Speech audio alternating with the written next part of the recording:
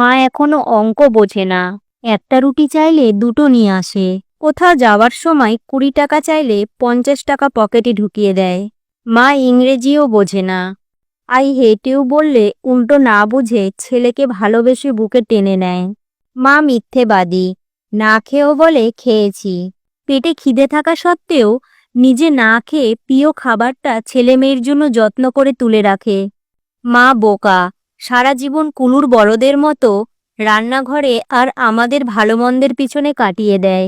মা চোর, বন্ধুদের সাথে পিকনিকে যাব বললে রাতেই বাবার পকেট থেকে টাকা চুরি করে আমাকে দিয়ে দেয়। মা নির্লজ্জ, মাকে কতবার বলি আমার জিনিসে যেন হাত না দেয়, তবুও মা আমার এলোমেলো পড়ে থাকা জিনিসগুলো নিজের হাতে কি সুন্দর গুছিয়ে রাখে। মা খুবই বোকা, আমি কথা না বললে জোর করে এসে বোকার মতন গায়ে পড়ে কথা বলে। রাতে ঘুমের ঘোরে আমাকে দরজা দিয়ে উঁকি মেরে দেখে যায় আমি ঠিক মতন ঘুমালাম কিনা। মায়ের কোনো কমন সেন্স নেই। আমার থালায় খাবার কম দেখলে কেমন জানি করে। খোকা, এত খাবার কম কেন, এই বলে থালাটা ভর্তি করে দেয়। এত খাবার পরেও মায়ের চোখে যেন কতদিনের না খাওয়া ছেলে। মা কেয়ারলেস, নিজের কোমরের ব্যথা, পিঠের ব্যথায় হাজারো কষ্ট পেলেও কখনো ওষুধের কথা বলে না। অথচ আমাদের একটা কাশিতে তার দিনটা যেন ওলটপালট হয়ে যায়। ডাক্তার বদ্যি সব এক করে বসে।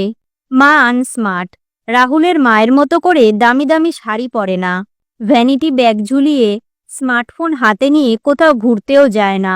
সারাদিন খালি রান্নাঘর আর আমাদের ভালো মন্দের চিন্তায় পুরনো হয়ে জীবনটা কাটিয়ে দেয়। মা স্বার্থপর, নিজের সন্তান ও স্বামীর জন্য মা দুনিয়ার সবকিছু ত্যাগ করতে পারে।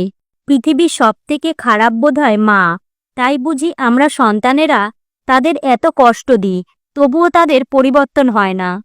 প্রতিদিন এইসব আচরণগুলো বারবার ছেলেমেয়েরা করে। একটু বড় হয়ে গেলেই আমরা তাদের বৃদ্ধাশ্রমে বা জীবন থেকে দূরে রাখি।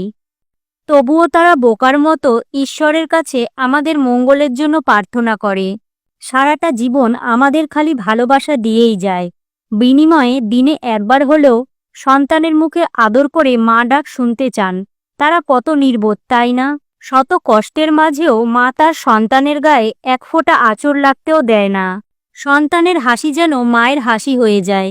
অনেক ক্ষেত্রে সন্তান বড় হয়ে মাকে নানাভাবে অবহেলা করে, তার সাথে খারাপ আচরণ করে এবং অনেক ক্ষেত্রে মায়ের শেষ অবস্থান হয় বৃদ্ধাশ্রম। তাও যেন ছেলে মেয়েকে সবসময় আশীর্বাদ করে যাচ্ছে এই মা। তবে হ্যাঁ, এখনো মাকে ভালোবাসে আর তার প্রতি শ্রদ্ধাশীল এমন অনেক সন্তান রয়েছে, আর তাদের ভালোবাসাতেই বেঁচে আছে মা। আপনিও যদি আমার সাথে একমত হয়ে থাকেন তাহলে অবশ্যই কমেন্টে জানান।